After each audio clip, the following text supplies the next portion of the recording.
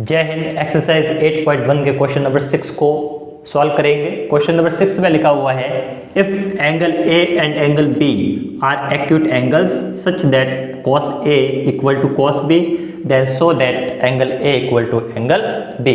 Question में लिखा हुआ है कि अगर एंगल A और एंगल B एक्यूट एंगल है यानी कि न्यून कोण है जहां पर cos A और cos B की वैल्यू क्या है, इक्वल है, तो आपको सिद्ध करना है कि एंगल A और एंगल B बराबर होंगे।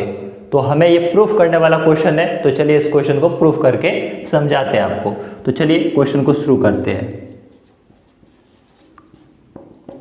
क्वेश्चन में लिखा हुआ है कि एंगल A और एंगल B क्या है, एक्यूट एंगल है। तो यहाँ पर हम लिख लेते हैं angle A and angle B हमारे सामने क्या है, एक्यूट एंगल है।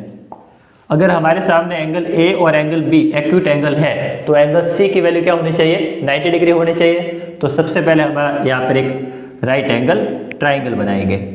हमने यहाँ पे एक राइट एंगल ट्राइंगल बना दिया है जिसमें A और एंगल B क्या है, एक्यूट एंगल है यानी कि न्यून कोण है, जबकि एंगल C होगा वो हमारे पास भी कैसा हो जाएगा, 90 डिग्री का एंगल। आई होप यहाँ तक बात आपको समझ में आ चुकी होगी। अब ये राइट एंगल ट्राइंगल है तो इसमें जो AB होगा वो हाइपोटेनियस है, AC होगा वो परपेंडिकुलर है और जो CB होगा वो हमारे पास में क्या हो जाएगा, बेस हो जाएगा। और साथ में क्वेश्चन में ही लिखा हुआ है कि cos A और cos B की वैल्यू क्या है, बराबर है। तो यहाँ पर हम लिख लेते हैं cos A equal to cos B। अब हम इस ट्राइंगल का यूज करके cos A और cos B की वैल्यू को पुट करेंगे इस वाली इक्वेशंस में और हम आसानी से एंगल A और एंगल B को इक्वल कर देंगे। कैसे करेंगे, सबसे पहले हमें cos A की वैल्यू को फाइंड करना है। किसको फाइंड करना है, सबसे पहले हमें cos A की वैल्यू को। अगर यहाँ पर अगर हम एक ट्राइंगल बनाए छोटा सा जिसमें अगर यहाँ पर हम C लिखे, यहाँ पर A लिखे, यहाँ पर B लिखे, तो cos A, तो cos A यहाँ के लिए, cos A के लिए, तो cos A के लिए हमारे पास में ये वाली साइड क्या हो जाएगी, परपेंडिकुलर, और जो ये एंगल के साथ में जुड़ी हुई साइड है वो हमारे सामने क्या हो जाएगी, बेस, और ये हमारे पास में क्या हो जाएगा, हाइपोटेनियस। क्योंकि जब एंगल चेंज होता है ना तो हाइपोटेनियस, बेस और परपेंडिकुलर भी चेंज हो जाता है।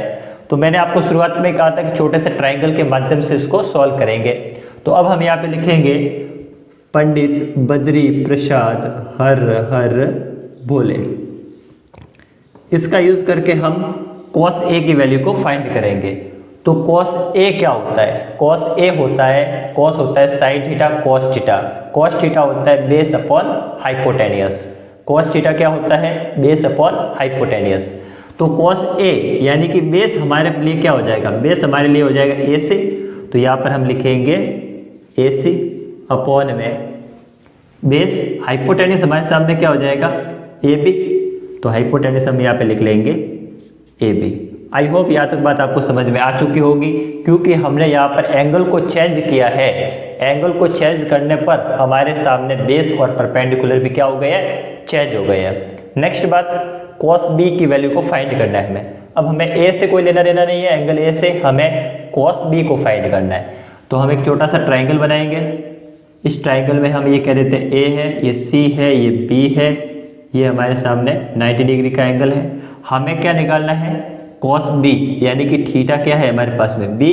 तो इसके जो सामने वाली हो जाएगी वो हो जाएगी परपेंडिकुलर, और जिसके साथ में जुड़ा हुआ होगा ये हो जाएगा बेस, और ये हो जाएगा हमारे पास में हाइपोटेनियस। तो अब हम इसका यूज करेंगे और इसका यूज करके इस वैल्यू को यहाँ पे पुट करेंगे। तो cos का मतलब क्या होता है, बेस अपॉन हाइपोटेनियस। तो cos B के लिए हमारे पास में बेस क्या हो जाएगा, cos B के लिए हमारे पास में बेस हो जाएगा CB। तो यहाँ पे हम लिखेंगे CB, और हाइपोटेनियस हमारे पास में क्या हो जाएगा, हाइपोटेनियस हो जाएगा AB। हाइपोटेनियस हमारे पास में हो जाएगा AB।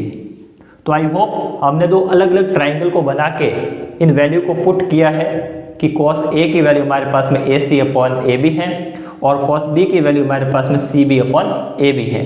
अगर यहाँ से ध्यान से देखा जाए तो यहाँ से हम AB से AB को कैंसिल आउट कर सकते हैं। तो अब हमारे सामने क्या बचेगा, अब हमारे सामने यहाँ पर जो वैल्यू आएगी वो आएगी AC equal to C B. तो ये हम बात जानते हैं कि जो साइड इक्वल होती है उसके जो सामने वाला एंगल होता है वो भी क्या हो जाता है, इक्वल हो जाता है। कैसे, यहाँ पर यदि हम ट्राइंगल को देखें, इस ट्राइंगल को अगर ध्यान से देखें, ये वाला ट्राइंगल हमारे सामने था जहाँ पर ए था, ये सी था, ये बी था। इसने कहा है कि ए सी, ये रही ए सी ये वाली साइड, और सी बी ये रही सी बी ये वाली साइड, ये क्या है, इक्वल है। तो जो साइड सेम होती है उसके सामने वाला एंगल भी क्या होना चाहिए, सेम होना चाहिए। तो बताओ ए सी के सामने वाला एंगल कौन सा है, बी, तो यहाँ पर हम लिखेंगे एंगल बी। और बताओ सी बी के सामने वाला एंगल कौन सा है, सी बी के सामने वाला एंगल कौन सा है, ए, तो ये हो जाएगा एंगल ए। तो यही तो हमें प्रूफ करना था और जो कि हमने प्रूफ कर दिया है। और हमने प्रूफ करने के लिए क्या कहा था कि एंगल ए हमेशा एंगल बी के बराबर होना चाहिए। तो हमने प्रूफ किया है कि एंगल ए हमेशा एंगल बी के इक्वल है।